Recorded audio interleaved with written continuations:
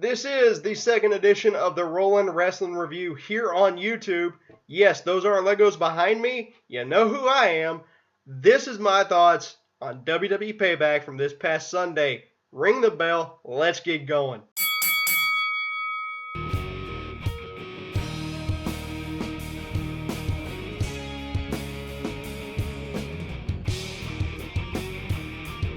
What's up, everybody? My name is Brandon Duchair Craven, and this is the official Rollin' Wrestling Review of WWE Payback. First on the pre-show, Baron Corbin versus Dolph Ziggler. Now, I'll say it again, Dolph Ziggler does not deserve this. He deserves to be in some kind of title picture hunt. I don't care if they bring back the Cruiserweight title. He deserves to be in some kind of title hunt. Baron Corbin is your typical big guy. I like Baron Corbin. I liked him when he was in NXT. I thought he was a great heel. He played the classic heel, basically. Corbin dominated most of the match, but he played the rookie in this match with being too cocky on some parts. He didn't capitalize on a lot of moves he should have, but that was part of his character. Dolph Ziggler did win with a roll-up when Corbin was being the cocky rookie, and he did win with a roll-up. This was an okay match. The biggest spot came when Dolph Ziggler was catapulted by Baron Corbin into the ring post on the outside of the ring. Overall, I give this match 2 out of 5 stars. Now, you're going to see a really cool graphic that'll appear somewhere down here. It's a cool graphic that I'm working on. It's kind of my own rating system, so check it out. Anyway, next match on the card was Kalisto versus Ryback, a rematch from WrestleMania 32 for the United States title. To start, Ryback, during his entrance, mocked a former WWE champion from Chicago, which is where they were, a former punk, if you will. I'll leave it at that. Anyway, Kalisto, he is such an awesome luchador, such an awesome cruiserweight. Again, he kind of reminds me of a young Rey Mysterio, and that's probably what WWE was going for, but it's working. So WWE, I applaud you on that for kind of booking him as the next Rey Mysterio. He's a great competitor, and he deserves the spot he's in. Biggest spots of the match. Now look, I tried to list every highlight from Kalisto in this match, but honestly, he is a friggin' human highlight reel. It's ridiculous what this guy can do in the ring. Ryback actually had a highlight in this one. He threw Kalisto off the top rope with a military press. So that was a great spot from the big guy. Overall, and by the way, Kalisto won this match with the Salida del Sol. Overall, I give this match a 3 out of 5. Now on to the main card. You know, it's a shame that the Wyatts weren't involved in this show, even though that they were in the promo for the opener. But it's all due to Bray Wyatt's current injury to his calf. And I hate that because every time it seems Bray Wyatt is getting a push, it seems like he gets hurt. And, you know, I hope he gets better soon because Bray Wyatt is one of my favorites of this generation of wrestlers. So, you know, I hope to see him back soon. But anyway, on to the show. The New Day is out for a promo to start the finals of the number 1 contender tag team tournament. I love these guys. I didn't love them at first. They kind of got on my nerves at first. But they ooze charisma, and they have the crowd eating out of the palm of their hands every time they come out. And who knows, I may go to the internet and buy a box of Bootios. Hey, they make sure you ain't booty. Just saying. Anyway, a quick promo for tonight's show featuring clips from tonight's matches was next. And then on to the first match. Enzo and Cass versus the Vaudevillains for the WWE Tag Team Championship number 1 contenders tournament final. Speaking of charisma, Enzo has it too. Like, he oozes just natural charisma, which I suppose why he is the mouthpiece of the group. Big Cass did reference a classic TV show from my childhood called Hey Arnold, so that was really cool. Kind of shows you how old I am. But anyway, the Vaudevillains' new heel theme also reminds me of, it has a feel of William Regal's old WWE theme, which was really cool. It's kind of, I don't know if that's what they're doing, but to me it kind of honors a throwback to William Regal, who helps those guys out in NXT, who helps with the training in NXT. So it's really cool. So, you know, very, very cool. Enzo legitimately got hurt early in this match, and the match was called off, and it was a no contest. Later learned on Raw that they actually gave the match to the Vaudevillains due to the no contest. I think they were going to give it to them anyways. I think they were scheduled to go over. From what I read on a couple of the dirt sheets, was that, or well, the backstage websites, they call them dirt sheets. But what I read on a couple of those websites was that they were going to give it to them anyways. That the other boys were going to cost Enzo and Cass the match, but they ended up giving it to the Vaudevillains. And I can't really, like I said, I can't really score the match because it was basically done before it ever started. It was supposed to be a great match, so I don't know what to give it. Anyway, next match was Sami Zayn versus Kevin Owens. Now, I really like the brothers turned bitter enemies dynamic. It's always worked. It worked with Triple H and Shawn Michaels.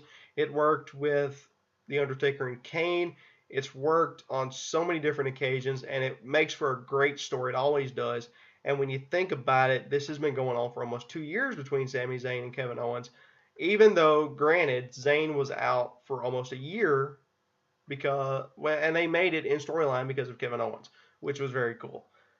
Owens dominated the early goings of the match. Zayn got offense in during the very beginning of the match, but it was a very even matchup between the two. Both kicked out of their signature finishers. This was your typical old school type wrestling match. It was an awesome match. I mean, it wasn't typical wrestling, but it had that old school feel to it because felt like there was an actual story to it.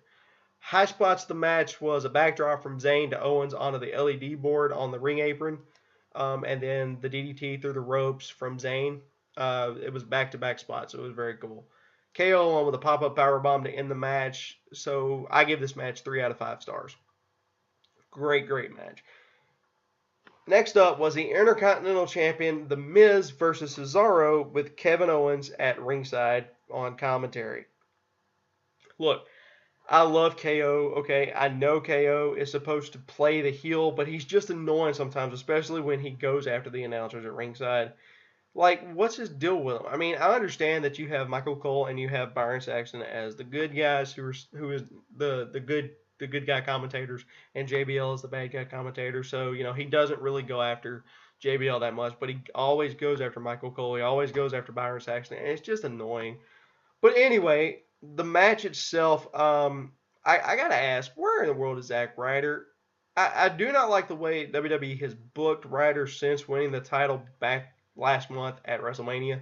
And I mean, you actually can't even really call it booking because he lost it the next night on Raw and because of Maurice, and then again in a rematch at that week's SmackDown. So I mean, you can't really call it booking. He then faded away into obscurity. Again, except Monday night, he almost won the number one contender United States title match, Battle Royal. So, I mean, he almost won that. I was really pulling for him, but they gave it to Rusev. Spoiler, sorry. But anyway, they gave it to him. Miz was out first.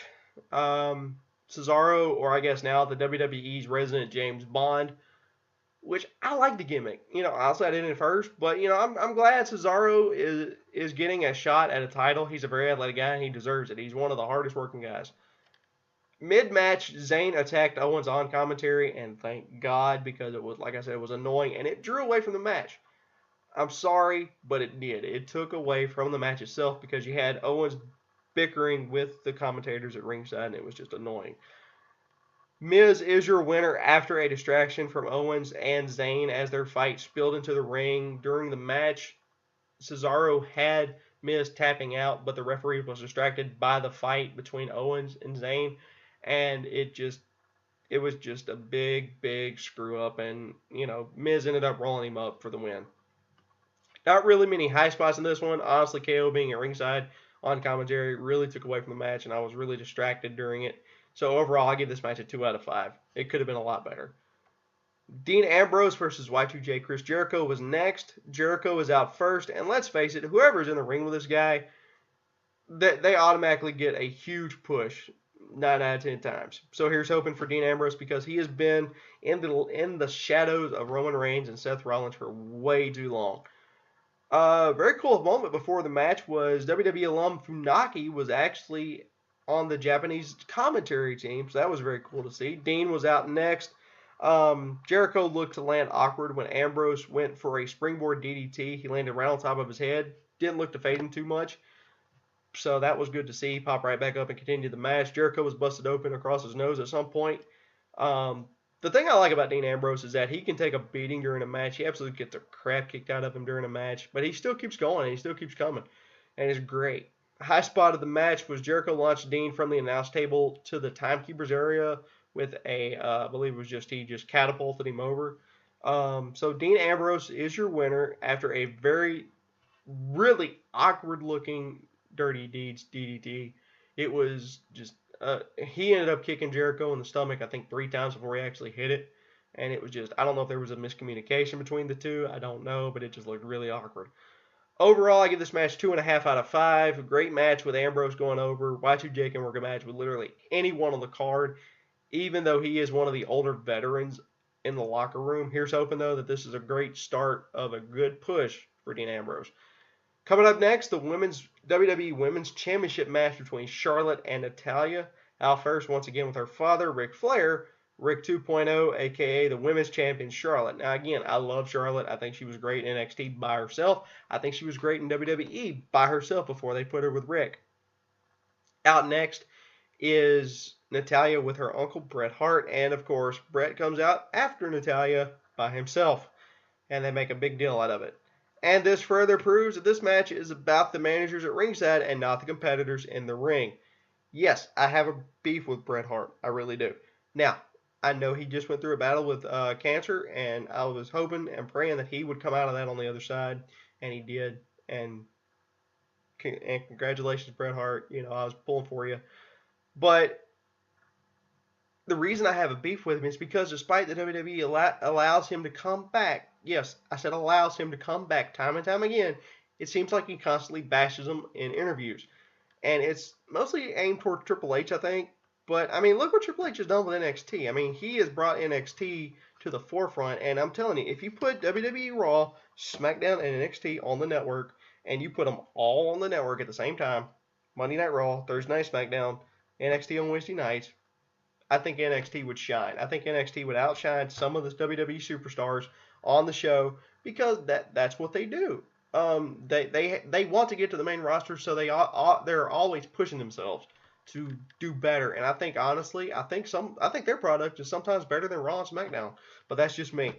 Anyway, I'll say it again. Neither one of these ladies needed anyone at ringside for this match. They both brought the house down in their match at Roadblock. If you haven't seen it, go to the network and watch it. It was a great match.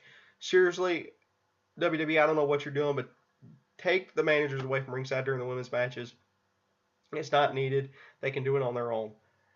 This match was slow to start. Seemed like a lot of botches happened at the very beginning. Good submission wrestling during the match, and honestly, that's to be expected with these two. High spots was Charlotte was dumped off the top rope to the outside when going for a moonsault. Looked kind of a nasty spot, but I think she was just selling it because she got right back up. Also a Hurricane Rana on the outside from Natalya to Charlotte, which was great to see Natalya back at 100% during this match. The ending was absolutely hilarious. It was a Screwjob 2.0 is what I like to call it. I loved it.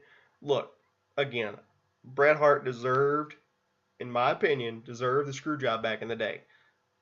The way they threw it back to that was genius in my brain. I hate it for Natalya because she is one of my favorites, but still, it was great. It was just genius on WWE's part to do that. Yes, it was a cheap way for Charlotte to keep the title, but it was still genius with Bret Hart at ringside and all that. It was just, I don't know, I liked it. Your winner via Screwjob, though, and still women's champion was Charlotte. I give the match 2 out of 5.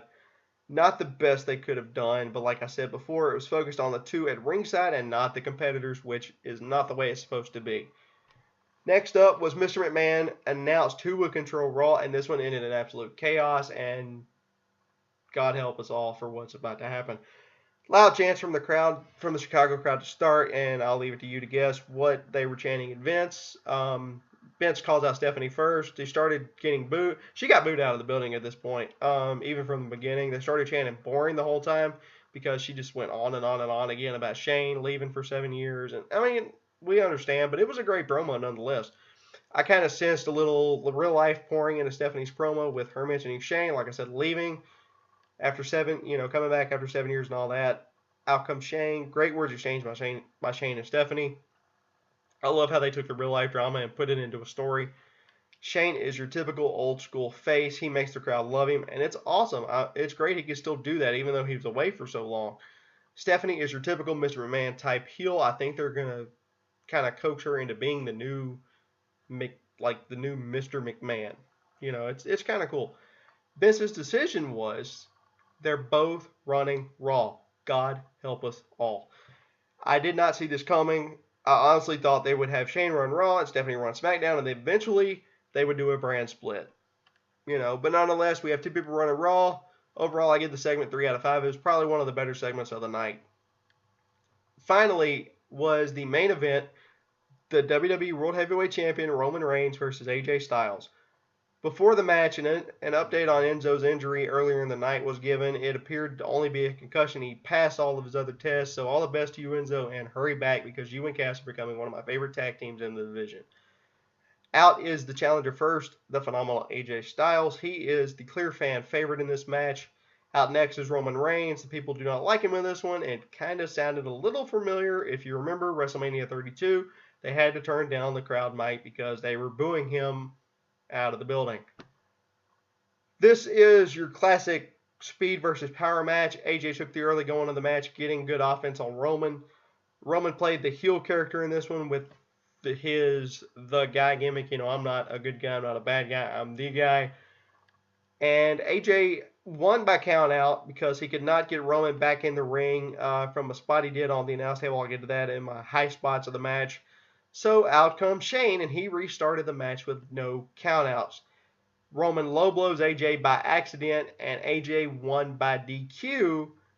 Out comes Stephanie. She makes the match a no disqualification match, no countout, and she restarts it. This was absolutely fantastic booking considering what happened earlier in the night. Shane and Stephanie, of course, tried to one-up each other, so that was cool. Gallows and Anderson pull Styles out of the ring and assault Roman with the Boot of Doom. If you haven't seen the Boot of Doom, it's their finisher they do during their matches, and it's a good move for two of the bigger guys in the company. Even after two straight Superman punches, AJ Styles hit the phenomenal forearm, but Roman got his foot on the bottom rope, and out come the Usos to even the odds against Luke Gallows and Anderson. Your winner and still champion, Roman Reigns.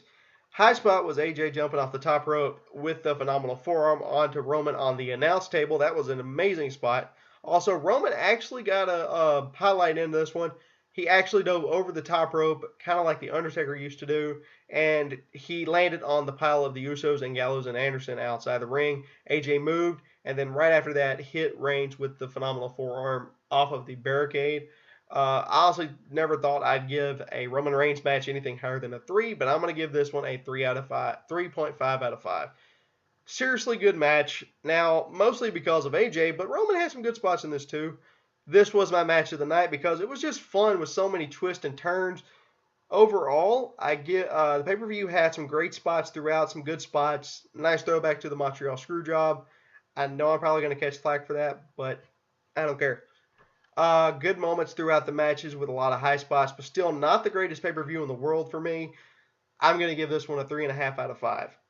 And lastly, on Facebook and Twitter, if you follow me on Facebook and Twitter, I asked you guys that since Sting is now retired, what would be your fantasy opponent for the Icon Sting?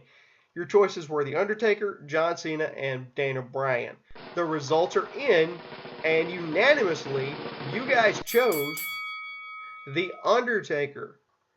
Be sure to check out my Facebook and Twitter, which you'll see how to get to them at the end of this video for the next poll. I'm going to try to come up with that in the coming days. It'll be up before the next one, and the results will be in the next video.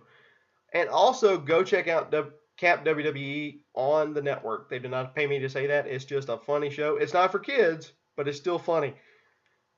And also, if you follow me on Facebook and Twitter, you will see that I also bought a shirt. I wear these shirts. I've worn 2 different shirts in my last 2-3 videos, but no more. The next video will feature a brand new shirt, a Rolling Wrestling Review shirt that I got off the internet. It's going to be a very cool shirt. I'll wear that from now on for all of my videos. So check that out. And that is going to do it for me for my review of WWE Payback. Check back later next week as I'm going to start another video. It's going to be a new thing every week. My top 5 favorite moments for Monday Night Raw. And as always, let me know what you thought of my review of Payback and your thoughts on this channel in the comment section below. Like, share, subscribe, okay? Do that for me. God bless you. I'm out of here. I'm down for the 3 count. 1, 2, 3. Dude Chair out. See you next time.